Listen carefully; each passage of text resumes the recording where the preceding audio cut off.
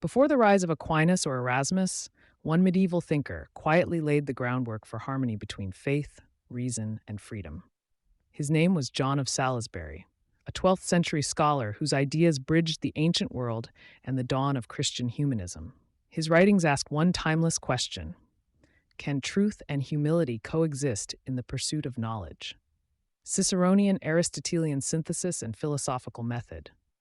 John's philosophical method united two classical traditions, Ciceronian skepticism and Aristotelian rationalism. Drawing on Cicero's New Academy, he defended a probabilistic view of knowledge. Truth could be approximated by reason, but never fully guaranteed by it.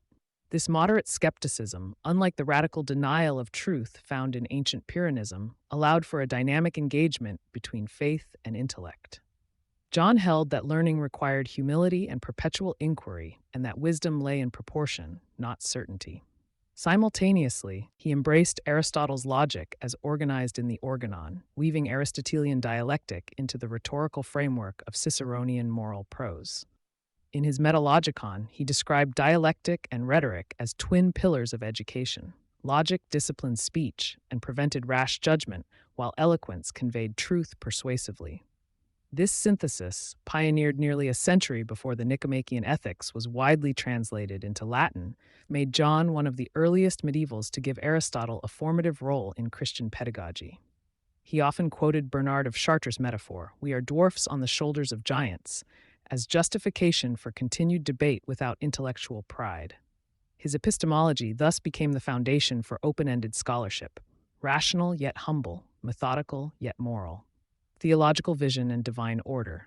John's theology placed ratio, reason, firmly beneath fides, faith. Drawing on Augustinian themes, he saw reason as the mirror of divine order, a faculty corrupted but not extinguished by sin. Human knowledge for him was partial participation in God's eternal intellect. Hence, reason could perceive the outlines of justice, virtue, and beauty, but only faith could unite these glimpses into unity under divine truth. In the Policraticus, he asserted that law derives from God's reason, expressed through both scripture and nature. This concept of the lex divina anticipated later scholastic definitions of natural law developed by Aquinas.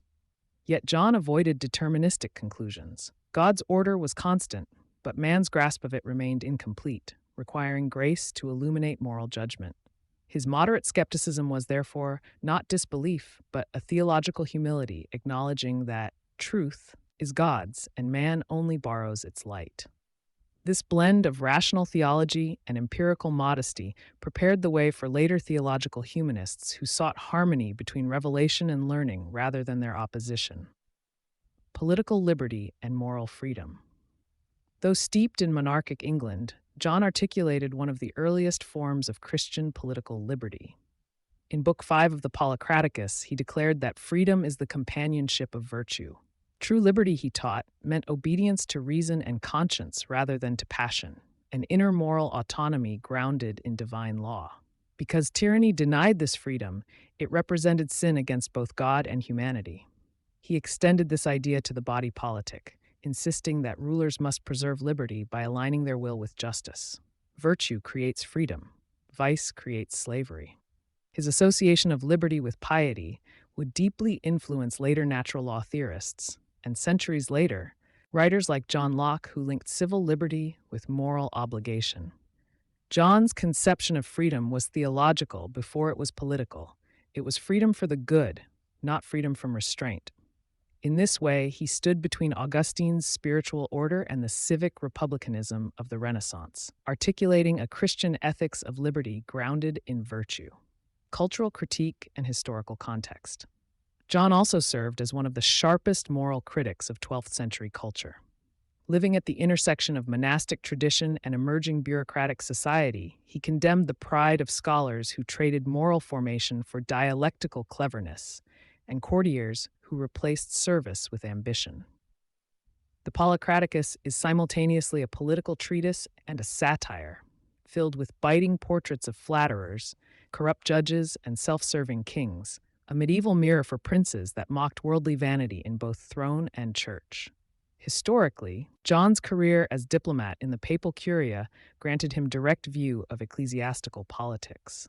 His Historia Pontificalis reveals a reformer's frustration with greed and hypocrisy within the clergy, yet it is tempered by reverence for divine providence guiding the Church despite human weakness. These critiques mark him as a transitional voice between prophetic moralism and Renaissance humanism, worldly enough to see the flaws of institutions, faithful enough to maintain hope in their redemption.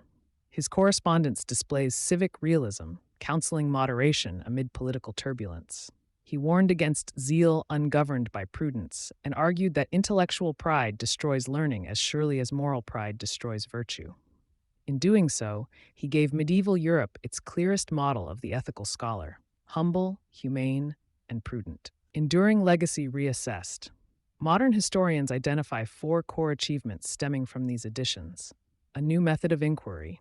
John's Ciceronian Aristotelian synthesis laid groundwork for academic disputation that balanced freedom of thought with reverence for truth.